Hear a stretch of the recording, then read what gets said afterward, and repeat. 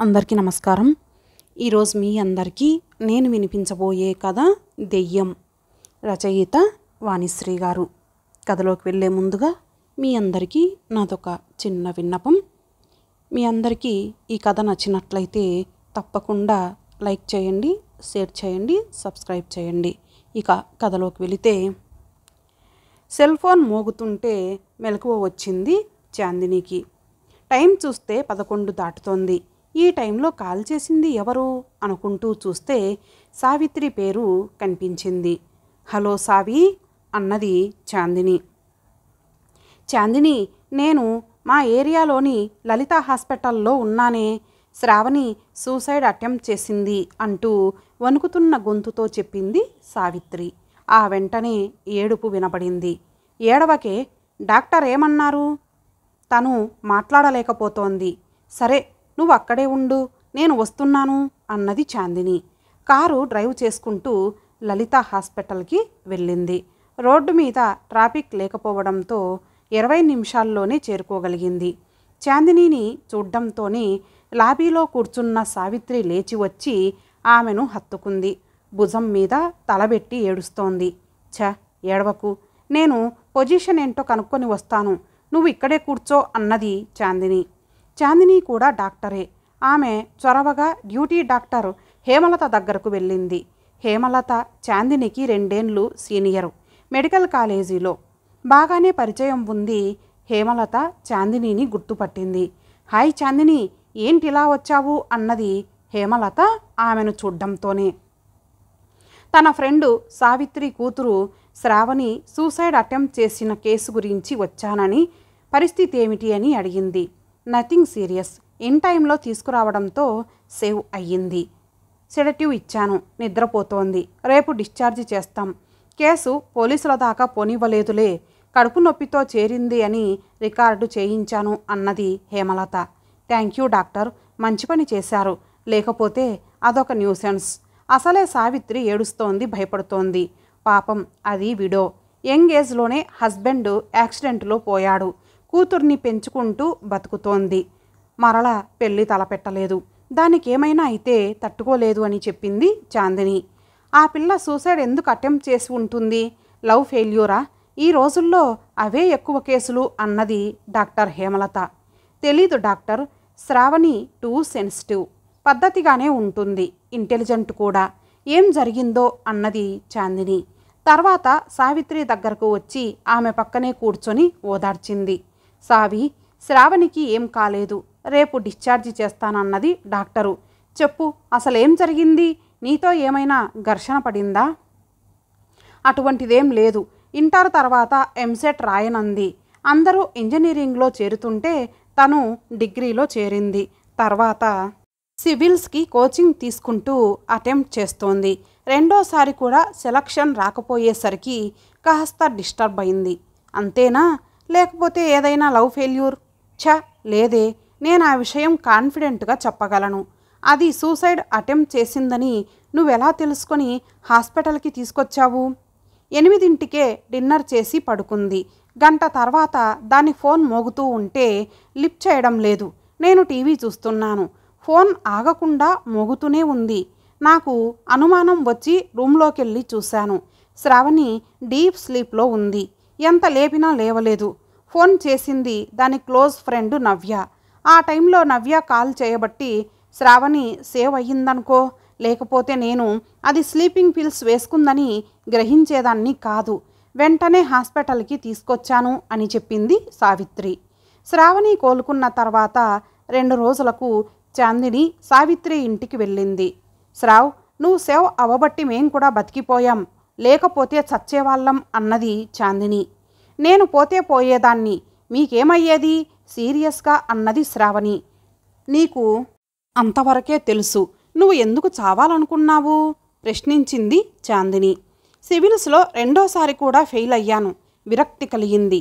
నువ్వు జిల్లా కలెక్టర్ కావాలనే కోరికతో అందరూ ఇంజనీరింగ్ చదువుతుంటే డిగ్రీ చదివి సివిల్స్ అటెంప్ట్ చేస్తున్నావు అంటే నీ కోరిక తీరలేదు. అవును, కోరికలు తీరకుండా ఆత్మహత్యలు చేసుకునే వాళ్ళు పైలోకానికి వెళ్ళలేరు. దెయ్యమై తిరుగుతూ ఉండేదానివి. నువ్వు హారర్ సినిమాలు చూసే ఉంటావుగా. చాందిని మాటలు విని శ్రావణి షాక్ తిన్నట్టు బిగుసుకుపోయింది. భయంతో కళ్ళు పెద్దవి చేసి పిచ్చి చూపులు చూస్తోంది. చాందినికి నవ్వొస్తున్నా ఆపుకుంది బలవంతాన. నిజమా ఆంటీ? Are you sure? అన్నది హీనస్వరంతో. షూర్. మా ఊళ్ళో చిన్నప్పుడు దెయ్యం పట్టిన వాళ్ళని ఎందరిని చూశానో లెక్కలేదు. దెయ్యం పట్టిన వాళ్ళని భూత వైద్యులు చిత్రహింసలు పెట్టేవాళ్ళు. సాంబ్రాణి పొగ వేసి ఉక్కిరి బిక్కిరి చేసేవాళ్ళు. చింతబరికెతో బాదుతుంటే కేకలు పెడుతూ ఏడుస్తూ ఉండేవాళ్ళు.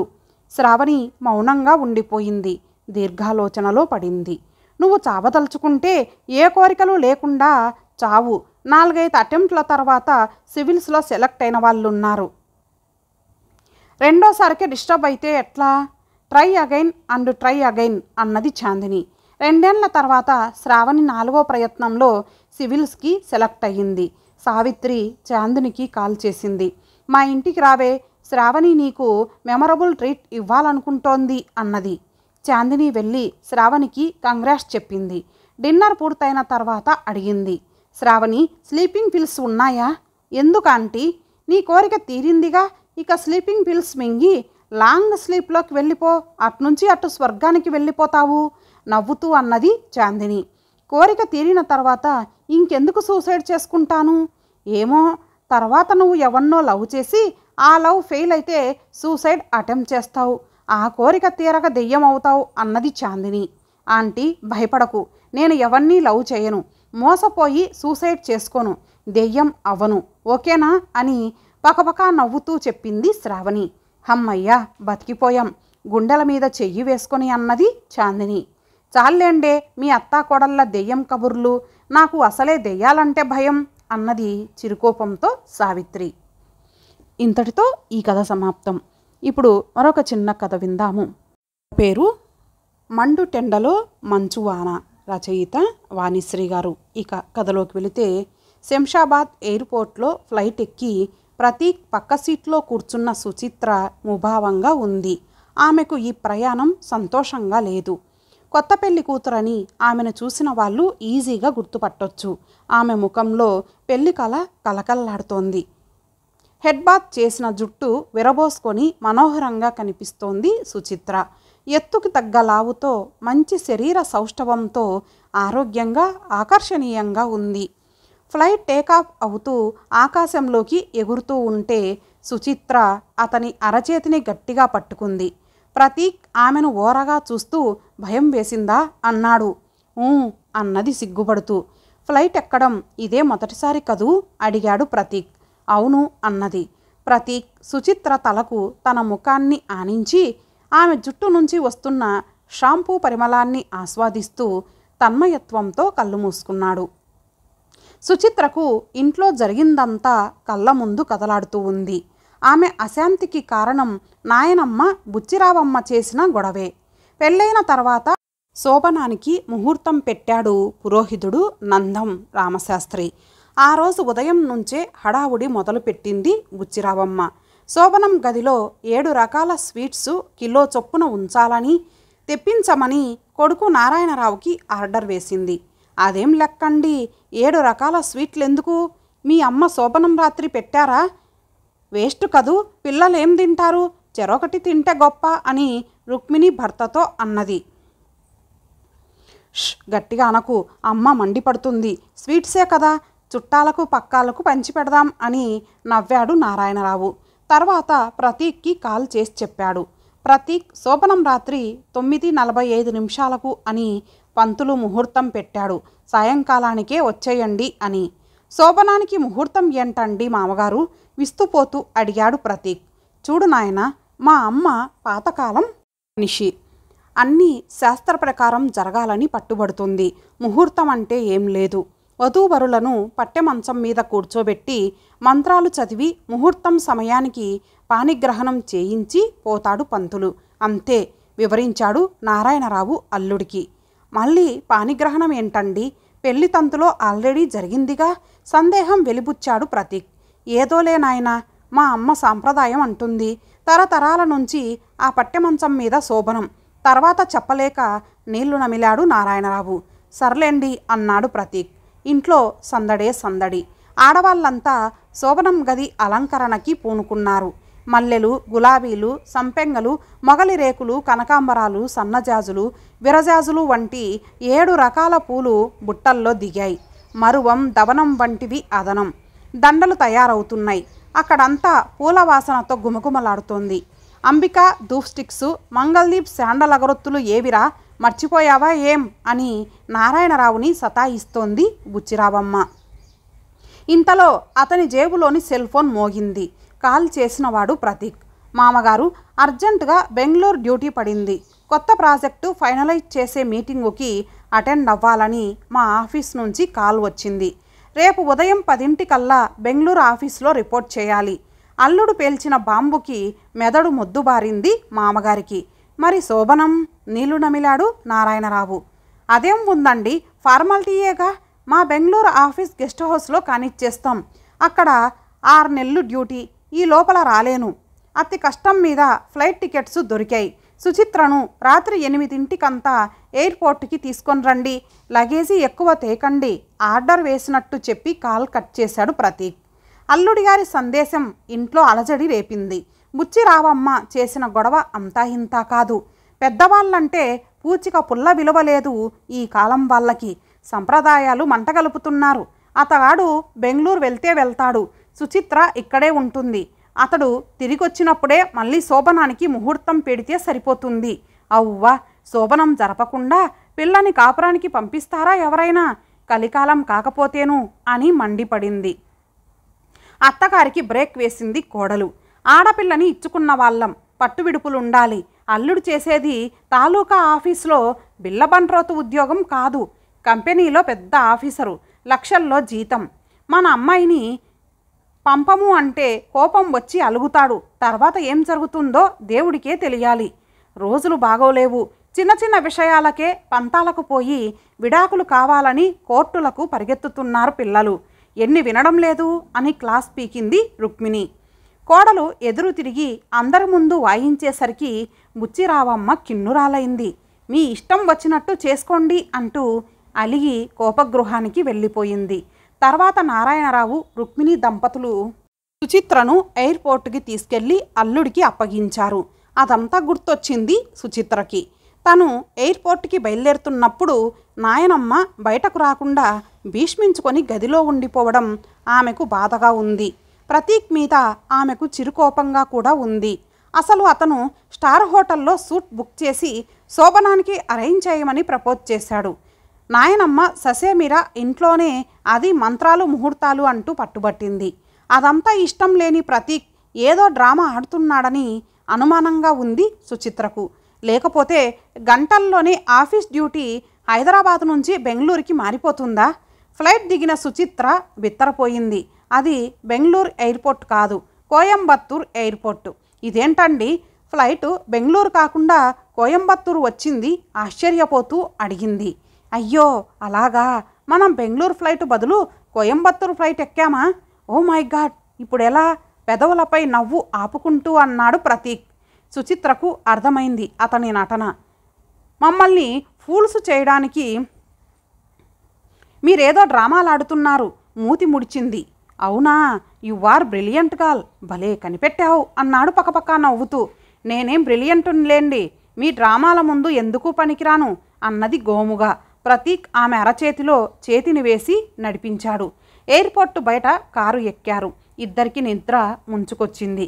కళ్ళు తెరిచేసరికి కారు కొడైకెనాల్లో లేక్ వ్యూ హోటల్ పోర్టికోలో ఆగింది. ఉదయం స్నానం చేసి ఫ్రెష్ అయిన తర్వాత సైట్ సీయింగ్కి బయలుదేరారు కొత్త దంపతులు.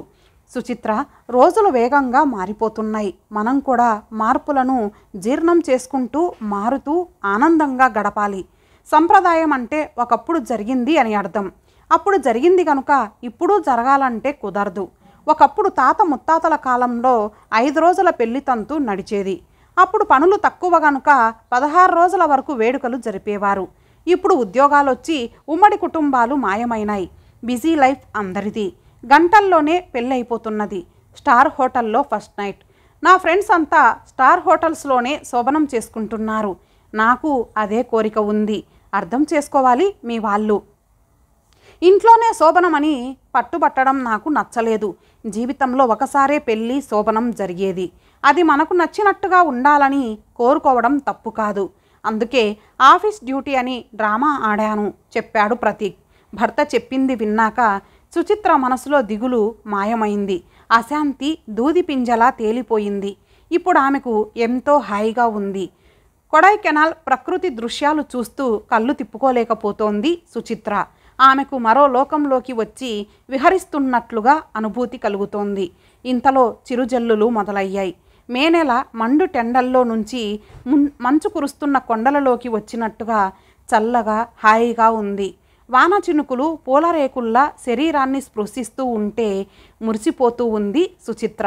మండే ఎండల్లో నుంచి మంచువాన కురుస్తున్న చోటుకి వచ్చాం. ఎంత చల్లగా ఉందో ఇక్కడ పరవశించిపోతూ అన్నది సుచిత్ర. మనం ఇంగ్లీష్ వాళ్ళకి థ్యాంక్స్ చెప్పుకోవాలి అన్నాడు ప్రతీక్. ఇంగ్లీష్ వాళ్ళక? ఎందుకు? మన దేశాన్ని దోచుకొని పోయారంటగా అన్నది సుచిత్ర. అది నాణ్యానికి ఒకవైపు, మరొక వైపు కూడా చూడాలి. వాళ్ళు కనిపెట్టినదే ఈ కొడైకెనాల్, ఊటీలు. 200 ఏళ్ల క్రితం కొడై, ఊటీలు ఎవరికీ తెలీదు. ఇంగ్లీష్ వాళ్ళు మద్రాసులో జార్జి కోట కట్టుకొని పాలిస్తున్నప్పుడు సర్వే చేశారు. అప్పుడు బయటపడింది ఈ కొండ ప్రాంతం. పశ్చిమ కనుమల్లో సీ లెవెల్కి 2000 మీటర్ల ఎత్తులో ఉండడంతో ఎండాకాలంలో కూడా ఎంతో చల్లగా ఉంటుంది. మద్రాస్ ఎండలకి ఉక్కపోతకి బెంబేలెత్తిపోతున్న ఇంగ్లీష్ దొరలకు కొడై, ఊటీ వంటి కొండ ప్రాంతాలు స్వర్గంలా కనిపించాయి. ఎండాకాలం ఊటీనే రాజధానిగా చేసుకొని పరిపాలించారు. అందువలనే ఇక్కడ జనజీవనం మొదలైంది. స్కూల్సు, హోటల్సు, హాస్పిటల్సు స్టార్ట్ అయ్యాయి. కారు పోతూ ఉండగా వివరంగా చెప్పాడు ప్రతీక్. కోకర్స్ వాక్ దగ్గర కారు ఆగింది. అది కొండ అంచున ఉంది. వ్యూ పాయింట్ నుంచి కిందకు చూస్తుంటే పచ్చటి లోయలు దేవుడు వేసిన తివాచీల్లా అద్భుతంగా కనిపిస్తున్నాయి. తెల్లటి పల్చటి మేఘాలు కొండ అంచుని చుట్టుముట్టాయి. వాటి మధ్య నడవడం ఆమెకు అనిర్వచనీయమైన అనుభూతిని కలిగిస్తోంది. చేతులు చాచి మేఘమాలలతో ఆడుకుంది. అక్కడి నుంచి స్టార్ లేక్ దగ్గరికి వెళ్ళారు. వావ్, ఎంత పెద్ద చెరువో, కళ్ళు పెద్దవి చేసి అన్నది సుచిత్ర. ఈ చెరువుని పైనుంచి చూస్తే నక్షత్రంలా కనిపిస్తుంది. అందుకే స్టార్ లేక్ అంటారు చెప్పాడు ప్రతీక్. కాశ్మీరీ బోట్లో ఎక్కి స్టార్ లేక్ చుట్టూ రౌండ్స్ వేసి తిరిగి బోట్ క్లబ్ దగ్గర ఆగారు. తర్వాత బైరాంట్ పార్క్లో విహరించారు. పూల మొక్కలను చూస్తూ లాన్స్లో లేడీ పిల్లలా గెంతులేస్తూ చిన్నపిల్లైపోయింది Suchitra. Horticulture department flower show చూసి తర్వాత చెట్టియార్ పార్కుకి వెళ్ళారు. బైరంట్ పార్కు టూరిస్టులతో కలకలలాడుతుంటే ఇక్కడ జనం పల్చగా ఉన్నారు. ఎంతో బాగుంది కదా, మనల్ని ఎవరూ పట్టించుకోరు అంటూ ఆమె చేతిలో చెయ్యి వేసి రెడ్ రోజెస్ పొదలోకి తీసుకెళ్ళాడు. పొదలోకి వెళ్ళి కూర్చున్న తర్వాత సుచిత్రను గాఢంగా కౌగిలించుకున్నాడు ప్రతీక్. తమకంతో ఆమె పెదవులతో పెదవులు కలిపి అధరామృతం జుర్రుకోసాగాడు. ఆమె బుగ్గలు సిగ్గుతో గులాబీలు విచ్చుకున్నట్టు ఎర్రబడ్డాయి. స్వర్గంలో ఉన్నట్టుంది అక్కడ. మీ ఇంట్లో అయితే ఈ మధురానుభూతులు మిస్ అయ్యే వాళ్ళం కదా, గోముగా ఆమె చెవిలో గుసగుసలుగా అన్నాడు ప్రతీక్. అన్నది సుచిత్ర తన్మయత్వంతో కళ్ళు మూతలు పడుతూ ఉండగా. అతని వెచ్చని కౌగిలి ఆమెకు మధురానుభూతులు కలిగిస్తూ ఉంది. క్రమంగా శరీరం వేడెక్కుతుంటే మైమర్చిపోతూ ఉంది. మన శోభనం ఇక్కడే కానిచ్చేద్దాం, ప్రకృతి మాత ఒడిలో అంటూ ప్రతీక్ కుర్తీ జిప్ లాగడానికి ప్రయత్నిస్తున్నాడు. మైకంలో నుంచి బయటపడింది సుచిత్ర. నో, ఇక్కడ ఎవరైనా చూస్తారు కంగారుగా అంటూ అతని కౌగిలి నుంచి విడివడి లేచి నిల్చుంది. బేలచూపులు చూస్తోంది సిగ్గుపడుతూ. అయితే పద హోటల్కి అంటూ ఆమె నడుం చుట్టూ చేతులు వేసి నడిపించాడు ప్రతీక్. ఇంతటితో ఈ కథ సమాప్తం. మరలా మరొక మంచి కథతో కలుద్దాం. అంతవరకు సెలవు. నమస్తే.